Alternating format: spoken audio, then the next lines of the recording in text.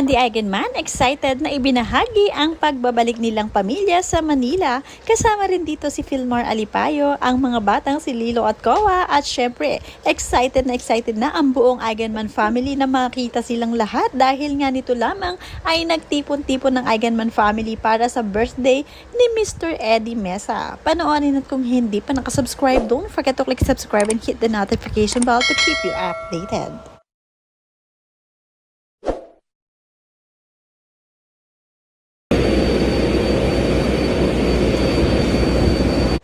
Ready talaga silang mag-anak at nangunguna pa nga sa sobrang excitement ito si Lilo at Koa sa pagsakay sa eroplano. Pagkita nga nilang bumukas ang eroplano ay talagang pumasok na agad sila at nagtatakbo sa pintuan nito.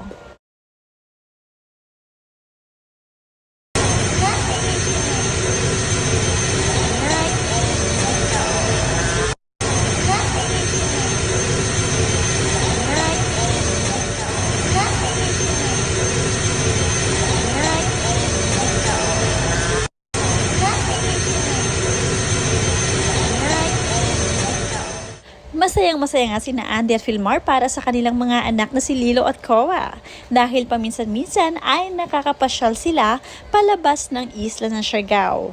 Madalas nga rin silang umuwi ng Manila dahil meron nga rin silang tutuluyan doon at syempre marami ang naghihintay sa kanilang pamilya. Mapasyudad man o probinsya, talaga namang maraming mga fans ang Happy Islander family, lalong-lalo na pag nakita nila ang kakyutan ni Lilo at Koa. Ito nga ang moment na lilisanin nila pansamantala ang isla ng Siargao. Talagang ibinidyo pa ni Papa Filmar ang moment na ito dahil talagang gagawin nilang memorable ang kanilang trip to Manila. Bago nga sila makarating sa airport ng isla ng Siargao ay syempre kailangan muna nilang mag-travel by land. Kaya naman sumakay muna sila sa kotse papunta sa airport at nagpahatid na lamang dahil hindi na nga pwedeng isama ang kanilang sasakyan. Kaya naman every now and then ganito ang kanilang transportation mula sa isla ng Siargao. Sasakay muna ng kotse papunta sa airport at syempre pagdating ng airport ay magfa-fly na sila pa Manila. Siguradong paglapag nila ng Manila ay sasaya ng sobra itong si Andy Eigenman dahil marami ang naghihintay para sa kanya. Mukhang may gagawin silang malaking event kaya naman pupunta ang Happy Islander sa syudad. Bago nga ang flight ni na Andy papuntang Manila ay iginayak muna niya ang mga kakainin ng kanyang mga anak. Syempre kumain muna sila bago mag-travel. At ang nakakatuwa pa dito, hindi na nga bumibili sa tindahan si Andy ng kanyang mga kailangan lutuin dahil sa backyard pa lamang nila makukuha na ang mga kailangan niya, kagaya na lamang ng mga eggs na mayroon silang sariling mini poultry. At syempre may mga tanim silang malunggay sa kanilang backyard. Ibinahagi nga muna ni Andy ang preparasyon niya kung paano nga siya mag-prepare ng food para sa kanyang dalawang anak at syempre para sa kanila ni Papa Filmar. Unang-una wala namang gaanong mga ingredients ang kanyang iginagayak dahil puro all naturals ito.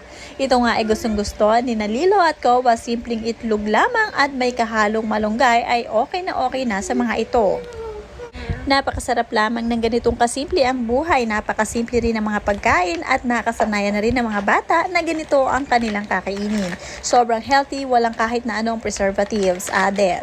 Kaya naman talagang mas pinipili ni na Andy na magtanim ng mga gulay sa kanilang backyard. At ganoon nga din si Papa Filmar. Si Papa Filmar mismo kasi ang nagtatanim at nakakatulong lamang niya si Andy dito. Masayang-masaya nga si Lilo sa pagkaing inihanda ng kanyang mami Andy. Ito nga ang pagkain nila bago nga sila magpunta sa airport ng isla ng Siargao.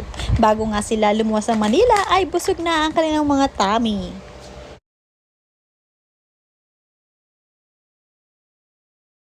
Samantala, marami naman ang nakapansin sa kabutihang puso ni Filmar Alipayo. Nawa ay tularan pa siya ng marami sa ginagawa niya at bukal nga sa loob ang kanyang ginawa.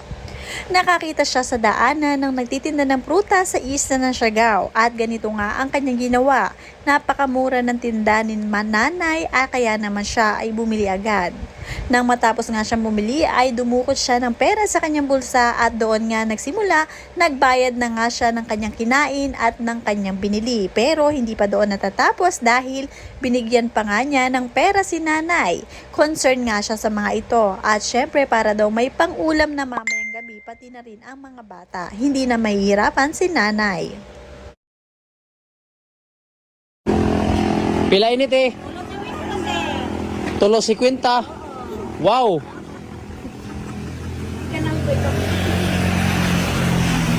Hinog na ni. Fights. Hindi na ko, buta na. Mas mamangak pa ko. Mamangak mo ng bag. Dili. Buta na kaya na. Mangaon na sa mga askal.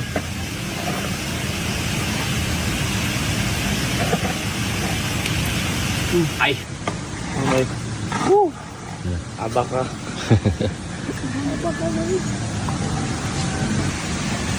Ito na ice cream sa ini. Oh, look at that, bro. And Bisaya kan awagan igaon, no?